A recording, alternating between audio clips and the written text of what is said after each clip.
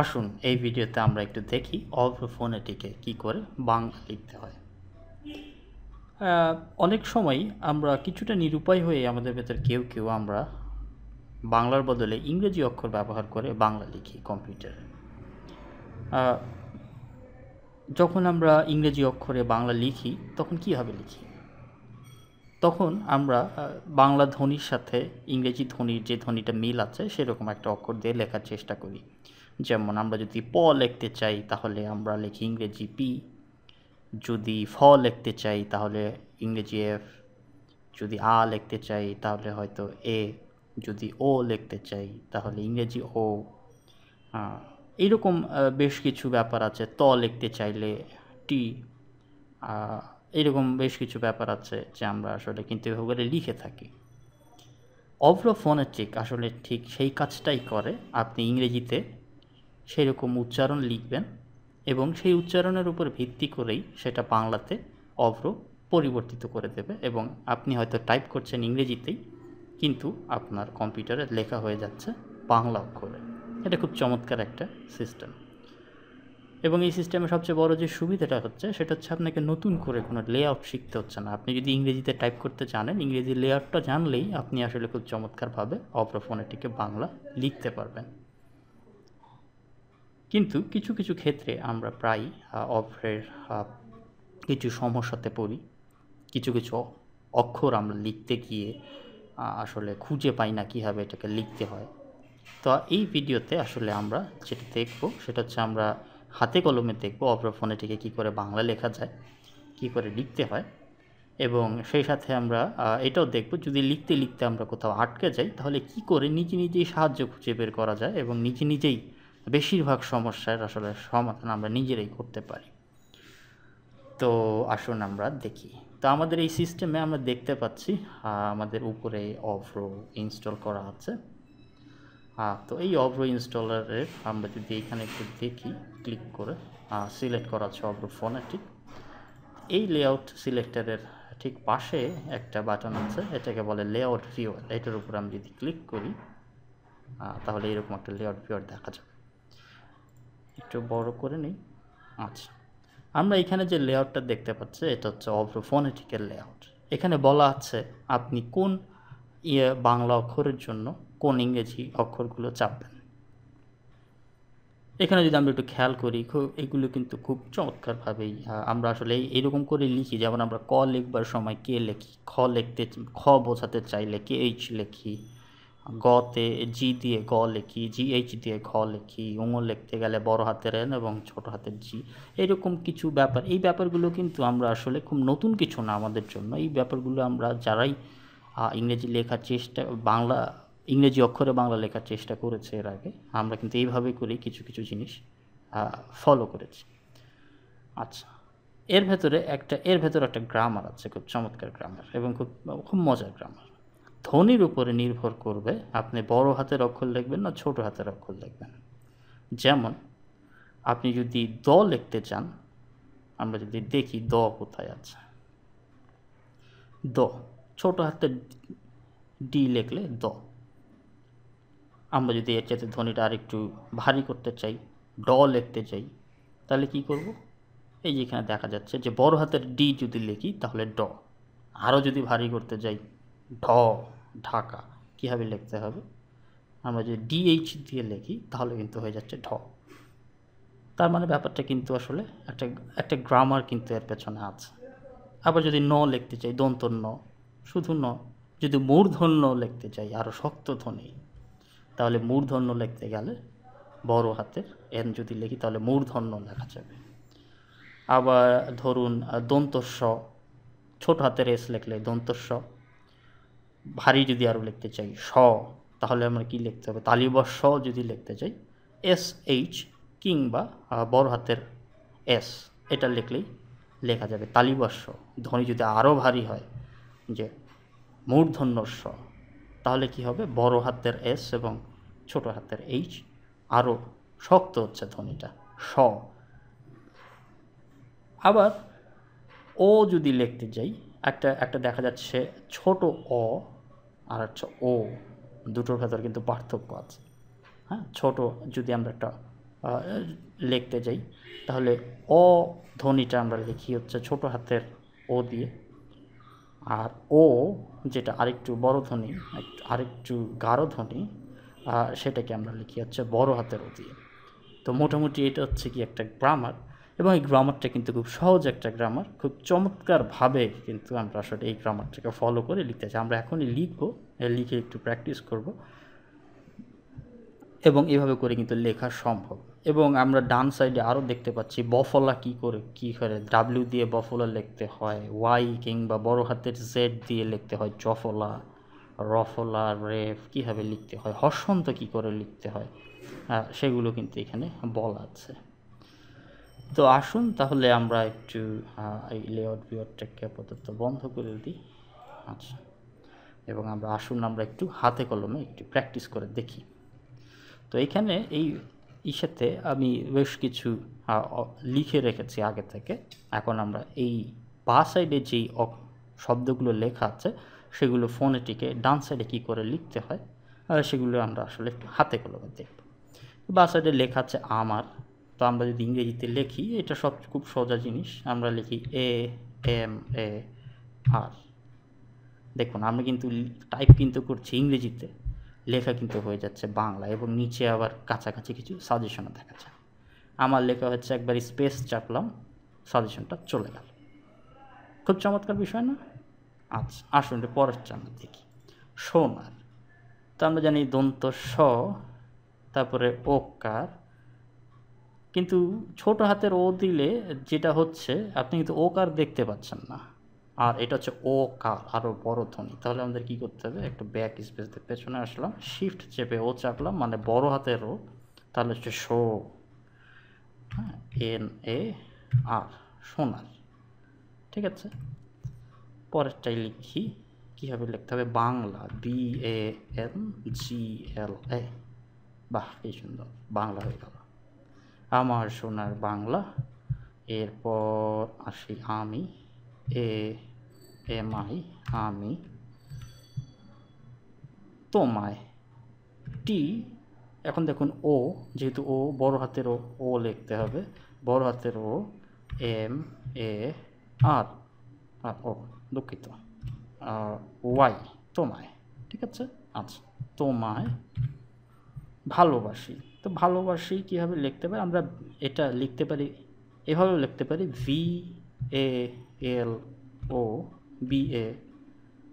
VALOBASI, ভালোবাসি। আবার অন্যভাবেও লেখা যায়, আপনি যদি ভি দিয়ে যেমন ফ হয়, আবার BH দিয়েও ফ হয়, দুটো দিয়েই ফ লেখা যায়। আচ্ছা, যাই হোক, লিখলাম আমরা পরেরটাতে আছে চিরদিন। আচ্ছা, চিরদিন বানানে একটা মজা আছে এখানে। আমরা যদি আবার একটু লেআউট ভিউয়ারে আসি, আমরা অনেক সময় চটা যখন লিখি ইংরেজিতে তখন আমরা লিখি হচ্ছে CH দিয়ে। তো মুশকিল হচ্ছে চ যদি এইখানে দেখি, যদি লিখতাম CH দিয়ে, তাহলে ছ কী দিয়ে লিখতাম, CHH।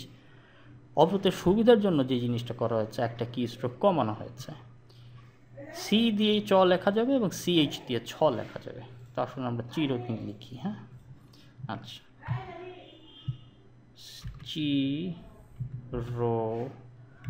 চিরদিন, চিরদিন। তোমার, যেভাবে লিখেছি বড় হাতের, তোমার, আকাশ, আকাশ। আচ্ছা, ছোট হাতের সহ হচ্ছে একটা H দিতে হবে আমাদের। যদি H লিখি তাহলে একটা, যদি S থাকে তাহলে হচ্ছে দন্তস্ব, যদি SH হয়, ভারী হয় আর একটু, তাহলে হয়ে গেল তালব্য। তোমার আকাশ, তোমার বাতাস। ঠিক আছে, আচ্ছা, তারপর আমার প্রাণে, প্রাণে কীভাবে লিখব, প্রা, প, পি, আর, এ, প্রাণে। আচ্ছা, যদি ছোট হাতের ন লিখি তাহলে তো দন্তন্য হয়ে গেল, আমাদের লিখতে হবে মূর্ধন্য, আরও ভারীটা লিখতে হবে। তাহলে আমরা কী করব, মূর্ধন্য মানে বড় হাতের এন লিখব, তাহলে কী হবে, প্রাণে। আচ্ছা, বড় হাতের হয়ে গেল। হ্যাঁ, আচ্ছা, বাজায়, বা চায়, আচ্ছা বাঁশি। আচ্ছা এ তো লিখলাম ব আকার, চন্দ্রবিন্দু কীভাবে দিব। আচ্ছা খুব চমৎকারভাবে চন্দ্রবিন্দু দেওয়া যাবে। একটা দেখতে পাচ্ছেন এখানে কিছু, আমরা যখন লিখছি নিচে নিচে কিছু সাজেশন দেখা যাচ্ছে। এই সাজেশনগুলোতে আপনি যেটা করতে পারেন, আপনার যে অ্যারো কিগুলো আছে, আপনি যদি ডাউন অ্যারো কি চাপেন, মানে নিচের দিকে তীর চিহ্ন যেটা আপনার কিবোর্ডে আছে সেটাকে যদি চাপেন তাহলে কিন্তু নিচে উপরে আপনি উঠতে পারছেন, এবং আপনি যদি এটা সিলেক্ট করে এন্টার চাপেন তাহলে কিন্তু বয় চন্দ্রবিন্দু চলে আসবে। তো আমরা এইভাবে লিখবো না, আমরা যদি আরও সাহায্য চাই, এইভাবে যদি আমরা লিখি তাহলে যেটা হবে, আপনি যতবারই ব আকারে লিখবেন বারবার বয় চন্দ্রবিন্দু চলে আসবে।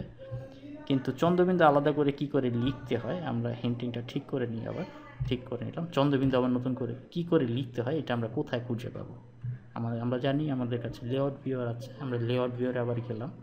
এখন একটু খুঁজে বের করি চন্দ্রবিন্দু কি করে লেখা যায়, এখানে কোথায় লেখা আছে চন্দ্রবিন্দু। চন্দ্রবিন্দু এই যে দেখেন এখানে চন্দ্রবিন্দু লেখা আছে, এবং বলা হচ্ছে কি ওপরের দিকের তীর। আচ্ছা ওপরের দিকের তীর কোথায় থাকে, আমাদের ওপরের দিকে তীর, আমরা যদি একটা কিবোর্ডের ছবি এরকম দেখি, মনে এটা একটা কিবোর্ডের ছবি, এই কিবোর্ডের ছবিতে আমরা দেখতে পাচ্ছি 6-এর ওপরে একটা তীর চিহ্ন মতো আছে।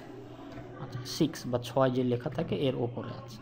তো এটা কী করে লিখতে হবে, শিফট চেপে 6 টাইপ করলে এই ওপরের এই চিহ্নটা আমরা ওটা করে পাব। ঠিক আছে, তাহলে আমরা আবার নতুন করে লিখি, বা এরপরে হচ্ছে শিফট 6 চাপলাম, বাহ চন্দ্রবিন্দু চলে আসছে, বাঁশি। ঠিক আছে, তা আমি কিন্তু লিখে ফেলেছি, আমার সোনার বাংলা আমি তোমায় ভালোবাসি, চিরদিন তোমার আকাশ তোমার বাতাস আমার প্রাণে বাজে বাঁশি। ঠিক আছে, আমরা আরেকটু চেষ্টা করি আরও কী কী লেখা যায়। যেখানে আরেকটা ছড়া আছে, ওই দেখা যায় তাল গাছ। আচ্ছা ওই দেখা যায় তাল গাছটা আমরা লিখি, ওই দেখা যায় তাল গাছ কী করে লিখতে হয়, ওই উচ্চারণটা হচ্ছে কীরকম, ওই বড় বড় মনে হচ্ছে। আবার লেআউট ভিউয়ারে যাই, সন্দেহ যখন হচ্ছে কই গেল লেআউট ভিউয়ার, এই যে লেআউট ভিউয়ার ওই কীভাবে লিখতে হয়, এই যে দেখেন ওই যদি লিখতে হয় তাহলে বড় হাতের ও বড় হাতের আই, ওই বড়। আচ্ছা ঠিক আছে, বন্ধ করলাম, ওই ওই। আচ্ছা তারপর দেখা, তারপর হচ্ছে যায়। আচ্ছা আমরা জানি দু রকমের জ আছে, একটা হচ্ছে বর্গজ জ, বর্গীয় জ যেটাকে বলে, আর একটা হচ্ছে অন্তস্থ জ যেটা আরও ভারী। আবার লেআউট ভিউয়ারে আসি, যদি এরকম দেখতে চাই তাহলে খুব মজার জিনিস একটা দেখা যাবে।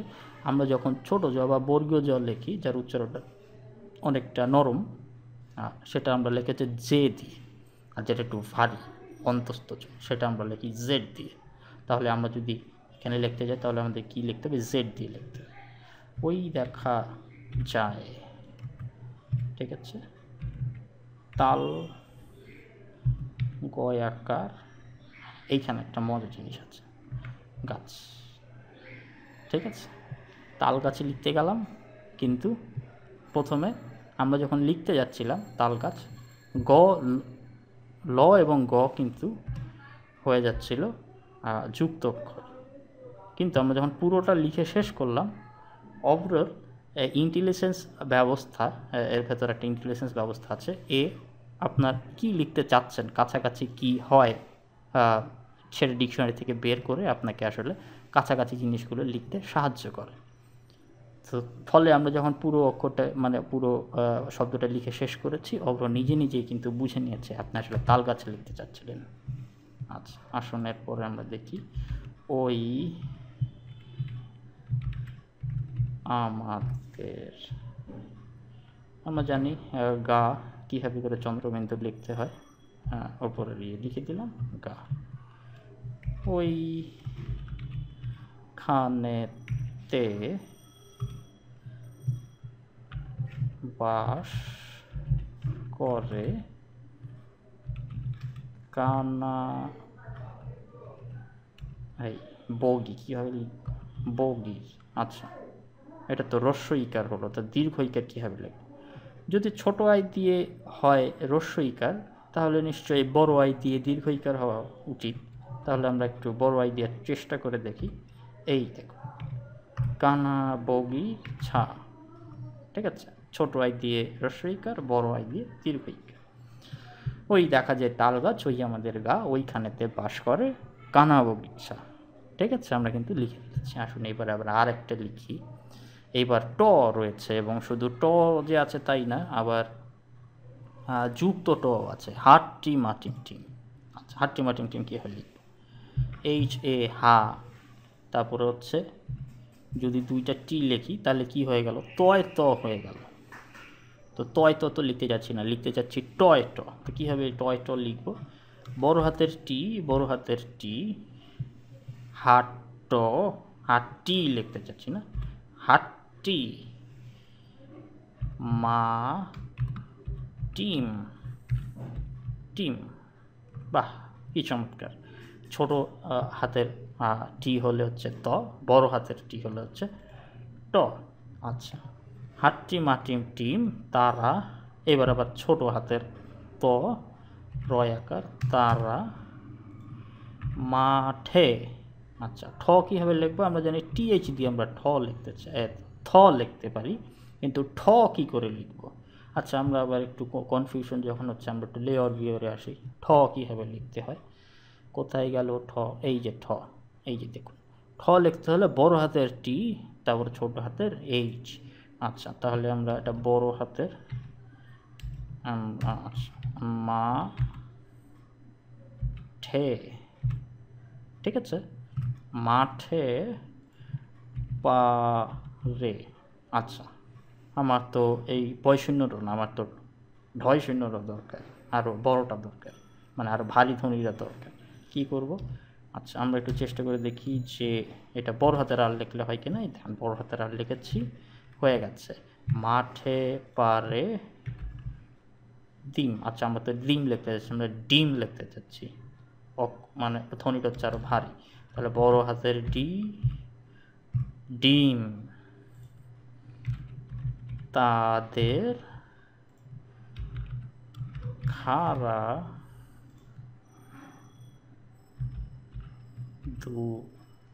ওহো, ভুল হয়ে গেল, দুটো, ঠিক আছে। শিং। আচ্ছা, শিং কে বলবো? এন জি দিয়ে শিং লেখা যায়। হ্যাঁ, আচ্ছা, শিং তারা হাট্টি মা টিম টিম। আচ্ছা, তো ঠিক আছে, ছোটদের ছড়া অনেক লিখলাম, আবার একটু বড় হই, একটু বড়, একটু ভারী ভারী, একটু রবীন্দ্রনাথ লেখার চেষ্টা করি। হ্যাঁ, আচ্ছা, রবীন্দ্রনাথের একটা ছড়া আমরা খুব পড়েছি, কবিতা, সেটা হচ্ছে সোনার তরী। আসলে সোনার তরী লিখি। গগনে গরজে মেঘ, ঘন বর্ষা, কুলে একা বসে আছি, নাহি ভরসা। এটা কীভাবে লিখব? আচ্ছা, এটা লিখতে হলে গগনে, আচ্ছা, গ গ লিখতে হবে। এইভাবে করে আমরা যদি দুটো গ লিখতে যাই, তাহলে দেখেন জ্ঞানের সেই চলে আসলো, যুক্তক্ষর চলে আসলো। এভাবে করে তো জ্ঞান লেখা যায়, কিন্তু আমার তাহলে গগন কীভাবে লিখব? দুটো গ পাশাপাশি কী করে লিখব? যদি দুটো জি পাশাপাশি লিখি গ লিখবার জন্য, তাহলে তো এটা আরেকটা হয়ে যাচ্ছে। এই ক্ষেত্রে আমরা একটা জিনিস যেটা করতে পারি, আমরা চাচ্ছি না এটা যুক্তক্ষর হবে, তাহলে আমরা কি করব? এর মাঝখানে ভেঙে দিতে হবে, একে বলে দিতে হবে এইটা আলাদা, এইটা আলাদা, দুইটাকে একসাথে মেলানো যাবে না। অপরকে বলে দিলে অপর কিন্তু এটা পারবে। কীভাবে পারবে? মনে করেন একটা জি লিখলাম, তারপর আমরা একটা বাটন চাপবো, বাটনটার নাম হচ্ছে অ্যাকসেন্ট কি, তারপরে আবার একটা গ চাপবো। আচ্ছা, এখন কথা হচ্ছে এই অ্যাকসেন্ট কিটা কোথায় থাকে? আমরা আবার কিবোর্ডের ছবিতে চলে আসি। এই যে আমরা দেখতে পাচ্ছি এসকেপ বাটন, এসকেপ বাটনের নিচে একটা বাটন আছে যার উপর একটা ঢেউ খেলানো সাইন, যেটাকে বলে টিল্ডা। এর নিচে একটা যেটা আছে সেটাকে বলে হচ্ছে অ্যাকসেন্ট কি। সেটা অনেকটা ওপরের দিকে উল্টো অ্যাপোস্ট্রফির মতো, তো এটাকে বলা হচ্ছে অ্যাকসেন্ট কি। তা আমরা যদি কি করলাম, আমরা যখন দুটো গ পাশাপাশি লিখছি তখন একসাথে হয়ে যাচ্ছে, আমরা অপরকে বলে দিচ্ছি এইটা একটা গ, এরপরে কিন্তু এই দুটোর মাঝখানে একটা অ্যাকসেন্ট কি বসিয়ে দিলাম, মানে হচ্ছে বাবা এই দুটোর সাথে কিন্তু কোনো মিল নাই, দুটি কিন্তু আলাদা আলাদা জিনিস। আচ্ছা, অপর কিন্তু দুটোকে আলাদা আলাদা করে ওখানে নিয়েছে ঠিকই, পরে কিন্তু আবার দেখেন আবারও সে যুক্তক্ষর করার চেষ্টা করছে। তখন আপনি কি করবেন, আবার একটা এক্সটেন্ড কি চাপলেন, চেপে লিখলেন গ গুণে। তা এখন কথা হচ্ছে যে লিখবার সময় এইরকম করে লিখতে হচ্ছে বারবার এর চাইতে সহজ কোনো বুদ্ধি আছে কিনা? এর চাইতে সহজও আর একটা বুদ্ধি আছে। সে বুদ্ধিটা হচ্ছে, আপনি যদি গ লিখতে চান, উচ্চারণ কি গ এর পরে কিন্তু একটা অ আছে, রাইট?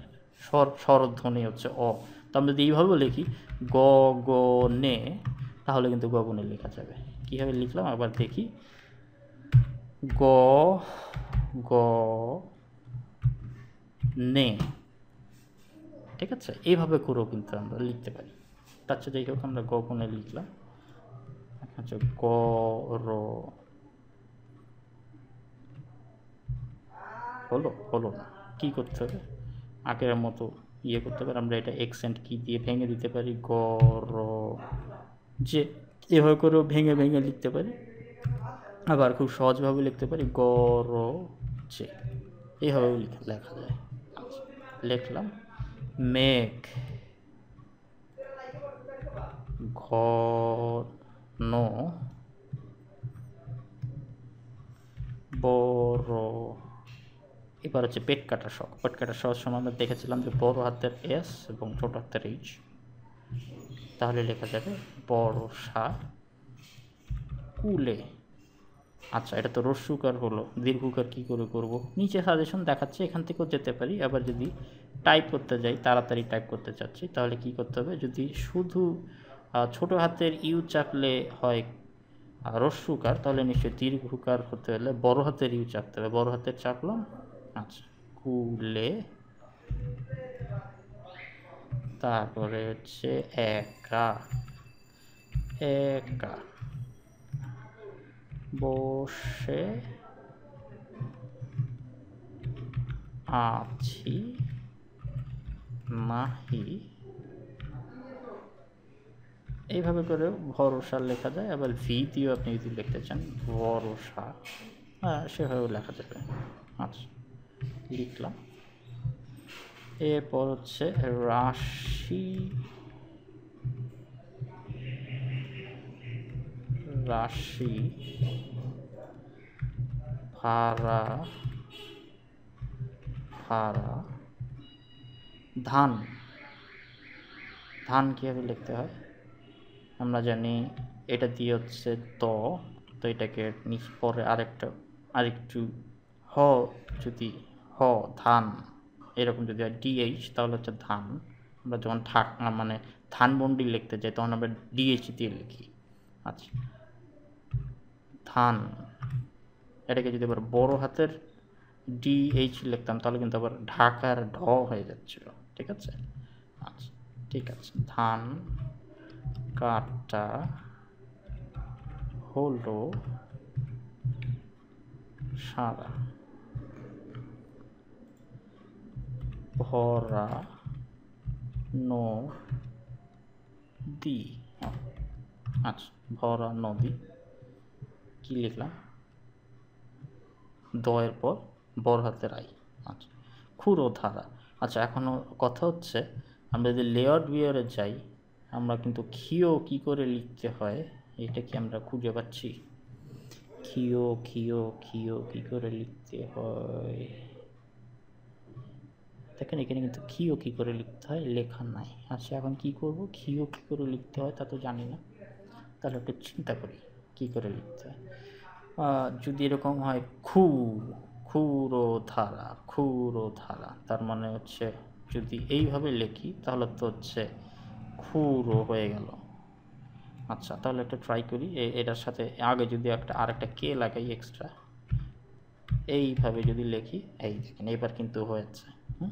আমরা সামনের দিকে মানে খ আরো ভারী করে দিলাম, এটা কিন্তু ক্ষুরো ধারা হয়ে গেল, ঠিক আছে? দুটো কে তারপরে এইচ, ক্ষুরো ধারা, খর পর সা, কাটিতে কাটিতে। আচ্ছা, দুটো একসাথে লিখে ফেললাম, তো নিচে লাই, কাটিতে ধান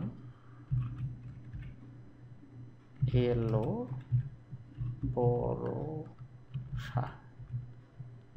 বাহ, কি চমৎকার! আমরা আসলে কিন্তু একটা খুব কঠিন কবিতার বেশ কিছু কঠিন কঠিন জিনিস আমরা খুব চমৎকারভাবে লিখে ফেলেছি। বেশ মজার জিনিস না?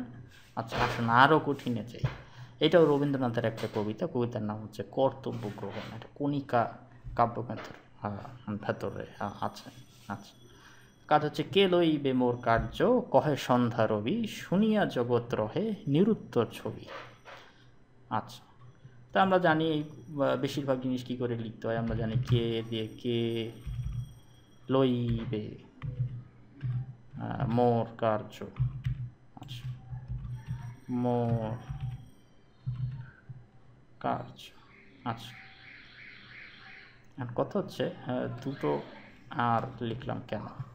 আমরা জানি এইভাবে করে যদি লিখি হলো না, কিন্তু রফলা কিন্তু হচ্ছে না অন্তত জড় উপরে। আমরা লেআউট ভিউরে আসি। এখানে কিন্তু বলে দিয়েছে রেফ কী করে লিখতে হয়। রেফ লেখার সময় প্রথমে ভাওয়েল, তারপরে দুটো আর, তারপর হচ্ছে কনস্ট্যান্ট। এই যে সি লেখা, এটা হচ্ছে কনস্ট্যান্ট, মানে ব্যঞ্জন বর্ণ বোঝাচ্ছে। আর যেটা ভি লেখা, এটা হচ্ছে ভাওয়েল বা স্বরবর্ণ বোঝাচ্ছে।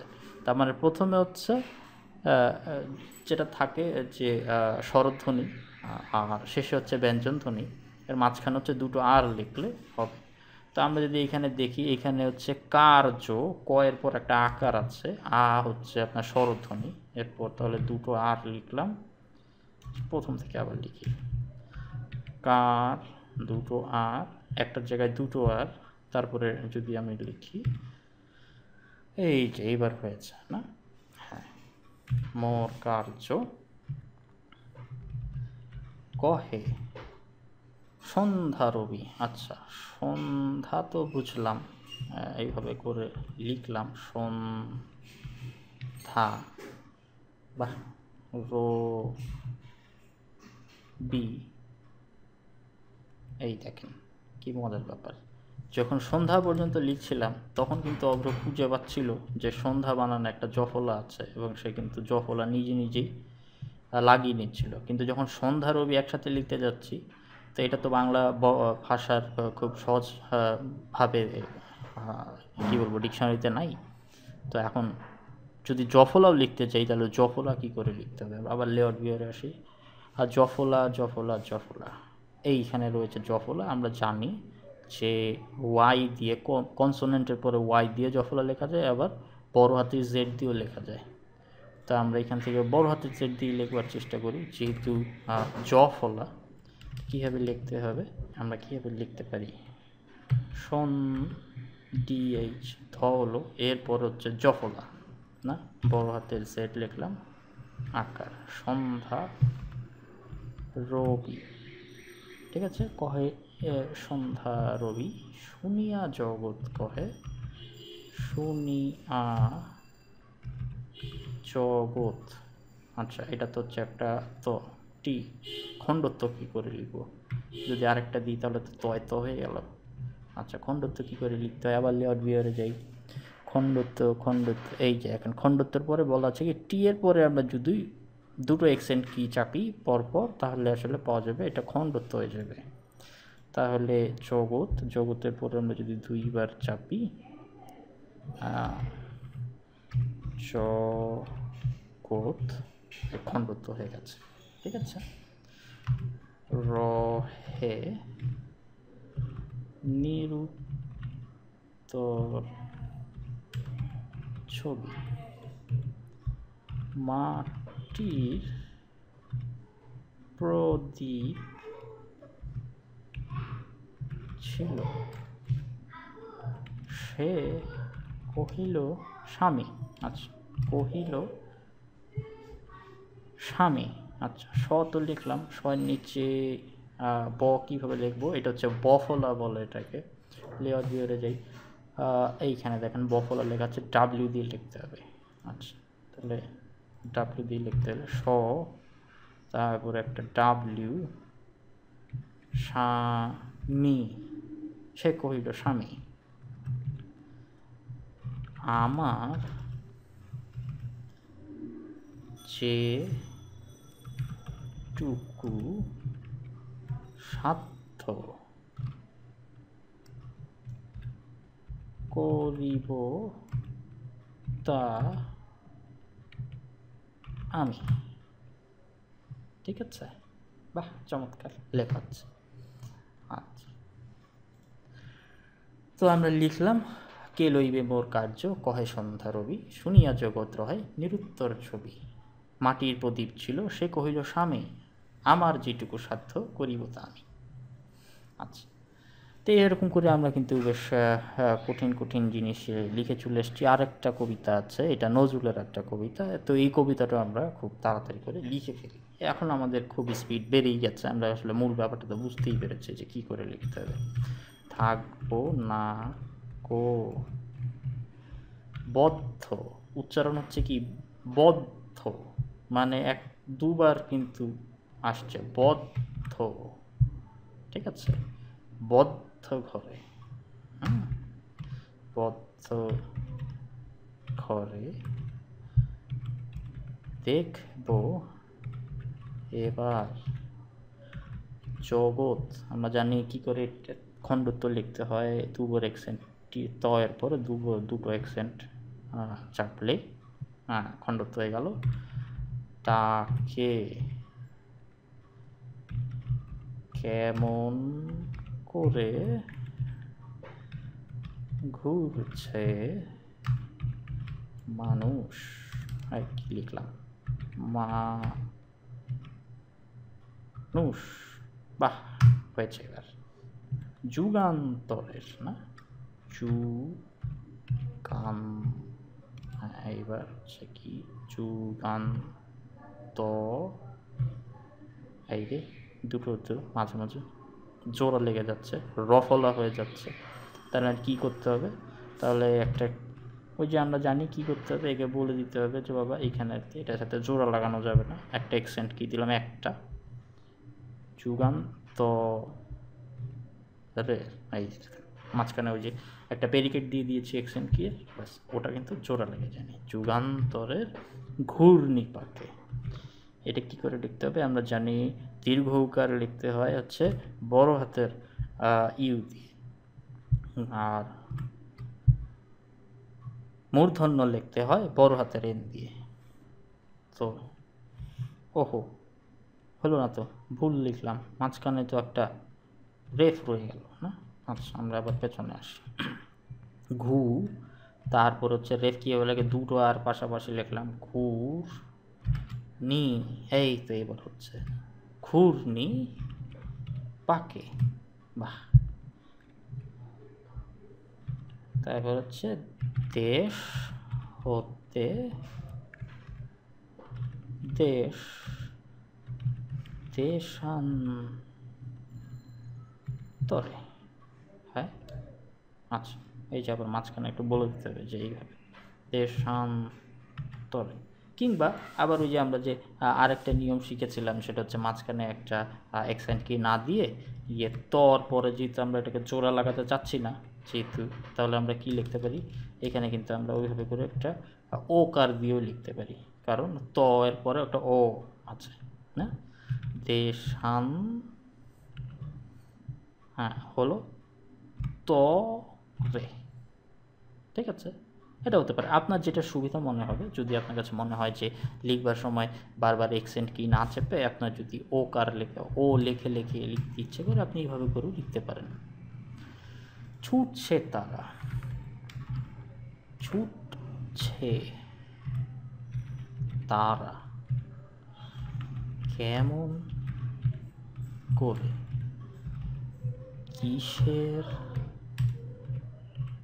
নেশায়, না কিসের নেশায়, কেমন করে মরছে যে বীর, লাখে লাখে কিসের আশায় করছে তারা বরণ, বরণ, ও আচ্ছা, বরণ এভাবে লিখি না? আচ্ছা, বরণ একই কথা। তারা বরণ, মরণ, তারপরে একটা হাইফেন, চন্দ্র নারে। আচ্ছা, কি হলো, আমরা সংকল্পর প্রথম স্তবক লিখে ফেলেছি। থাকবো না কো বদ্ধ করে, দেখবো এবার জগৎটাকে কেমন করে বুঝছে মানুষ, যুগান্তরের ঘূর্ণি পাখি, দেশ হতে দেশ দেশান্তরে ছুটছে তারা কেমন করে, কিসের নেশায় কেমন করে মরছে যে বীর লাখে লাখে, কিসের আশায় করছে তারা মরণ বরণ যন্ত্রণারে। ঠিক আছে, তো এইভাবে করে আসলে আমরা কিন্তু ফোনেটিক দিয়ে খুব চমৎকার করে আসলে এই পেপারগুলো লিখতে পারি। তো এখন আমি যেই ইসের ওপর কাজগুলো করলাম, এই বাংলা টাইপিংয়ের এই ইয়েটা, এই ভিডিও ডেসক্রিপশনে আপনি একটা লিঙ্ক পাবেন, যেখানে গেলে আপনার গুগলের ডক ওপেন হবে এবং সেখান থেকে আপনি কিন্তু সেখানেও গিয়েও আসলে আপনার সরাসরি ওয়েবেও এটা কিন্তু প্র্যাকটিস করতে পারেন, কিংবা আপনি যে কোনো কিছু আপনার লিখতে ইচ্ছা করছে আপনি লিখতে পারেন। আপনি ফেসবুকে স্ট্যাটাস দিতে পারেন, আপনি পত্রিকার সাইটে কমেন্ট লিখতে পারেন, আপনি ব্লগ লিখতে পারেন, যেখানে যেখানে বাংলা লেখার প্রয়োজন আছে আপনি সেখানে কিন্তু বাংলায় একেবারে এরকম করে খুব সহজভাবেই নতুন কোনো লেআউট শেখা ছাড়াই, মানে আবার নতুন করে আরেকটা লেআউট শেখার কোনো প্রয়োজন নাই, আপনি শুধুমাত্র যদি ইংরেজিতে লিখতে পারেন, এই জাস্ট ইংরেজি টাইপ করতে করতেই আপনি কিন্তু আসলে বাংলা খুব চমৎকারভাবে লিখে ফেলবেন। তো এতক্ষণ এত বড় একটা ভিডিওতে এত মনোযোগ দিয়ে দেখবার জন্য আমার কৃতজ্ঞতা গ্রহণ করবেন। আর যদি কোনো প্রশ্ন থাকে তাহলে কি করা যাবে, প্রশ্নের জন্য আমাদের ওমিক্রন ল্যাবের একটা ফোরাম আছে, সেটা হচ্ছে forum.omicronlab.com। আমাদের ফোরামে এসে আপনি প্রশ্ন করতে পারেন, আমরা চেষ্টা করব যথাসম্ভব দ্রুত আপনার এই প্রশ্নগুলোর উত্তর দিতে এবং আপনাকে বাংলা টাইপ করতে আরও সাহায্য করতে। তো বাংলার এই অগ্রযাত্রায় আপনি আমাদের সহযাত্রী হবেন, সেটাই আমাদের প্রত্যাশা। এবং এত মনোযোগ দিয়ে এতক্ষণ এই ভিডিওটা দেখবার জন্য আপনাকে আন্তরিকভাবে ধন্যবাদ।